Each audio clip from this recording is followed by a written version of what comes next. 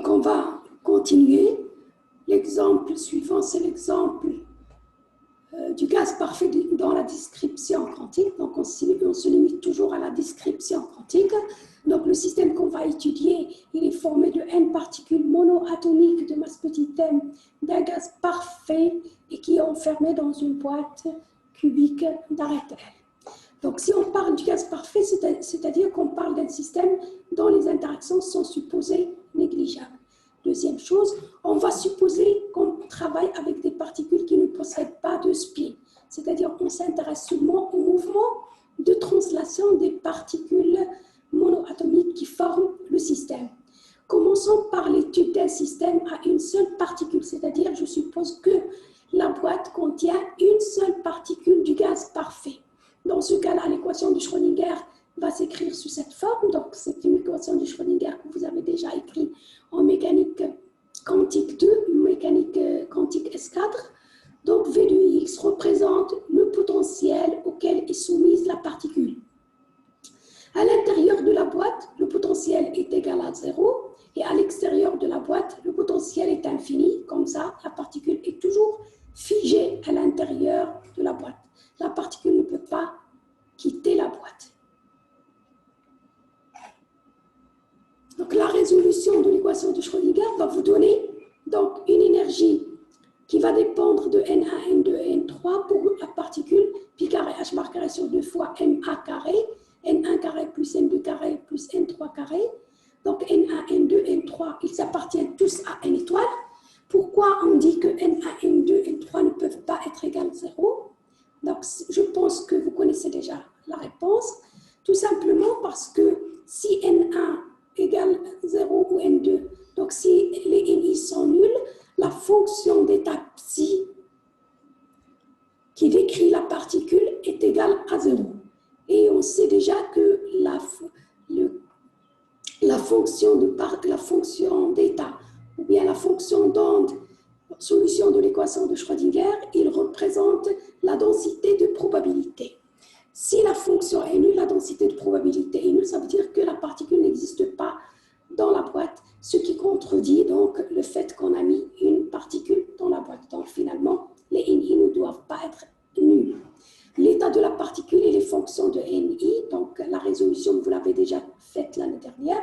Maintenant, en statistique, on ne fait pas des résolutions, donc une étude quantique des systèmes, mais on essaie d'extraire les données obtenues dans l'étude quantique pour l'utiliser dans les statistiques. Maintenant, on va vous donner des exemples donc, des états du système à une particule. Par exemple, l'état où N1 égale à 1, N2 égale à 1, N3 égale à 1, c'est l'état fondamental de la particule et qui correspond à une valeur d'énergie pour laquelle je prends N1 égale à 1, N2 égale à 1, N3 égale à 1. Ça me donne 3 pi carré h bar carré sur le MA carré. Et à cette valeur, il ne correspond qu'un seul état, un état unique, donc c'est une valeur d'énergie non dégénérée. Maintenant, un deuxième état, c'est par exemple 1, 2, 1, c'est le premier état excité de la particule, il a une énergie qui s'écrit 6 pi carré h bar carré sur 2 fois MA carré. Cet état, au contraire, il est dégénéré, il lui correspond la valeur de dégénérescence G égale à 3. C'est-à-dire l'état 1, 2, 1, il a l'énergie epsilon, c'est-à-dire cette énergie.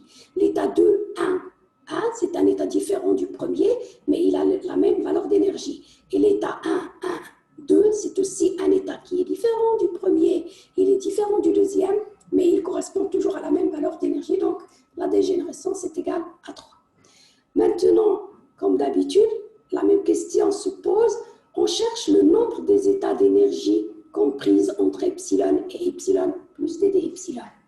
Donc la question se pose dans chaque exemple et la résolution de la question dépend de l'exemple. C'est-à-dire qu'on n'a pas une recette générale qu'on va utiliser pour les exemples, mais pour chaque exemple, on cherche à déterminer ce nombre d'une façon impeccable ou bien qui respecte les données de l'exercice.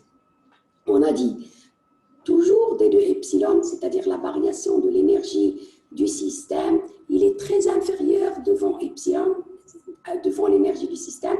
Par conséquent, d de epsilon doit être macroscopiquement petit. Donc, c'est une grandeur macroscopiquement petite, et de epsilon qui est tout le temps supérieur au saut entre deux niveaux successifs, les plus proches niveaux successifs. Donc, ça veut dire que de epsilon, il est appelé grandeur microscopiquement grand. C'est-à-dire tout simplement, si epsilon, je le compare avec les grandeurs, si d de epsilon, je le compare avec les grandeurs macroscopiques du système, c'est une grandeur qui est macroscopiquement petite. Si je la compare avec les grandeurs microscopiques, c'est une grandeur microscopiquement grande parce qu'il est plus grand que les grandeurs microscopiques. Donc, je pose maintenant, au lieu de calculer directement oméga de epsilon qui représente le nombre d'états d'énergie comprise entre epsilon et epsilon plus d de epsilon, je vais calculer d'abord phi de epsilon, c'est-à-dire une méthode, un calcul intermédiaire qui va me permettre le calcul de oméga. Je vais donc calculer phi de epsilon qui représente le nombre d'états d'énergie inférieur à epsilon. Une fois je calcule phi de epsilon, je peux en déduire oméga de epsilon comme étant la dérivée d de phi sur d de epsilon, tout simplement.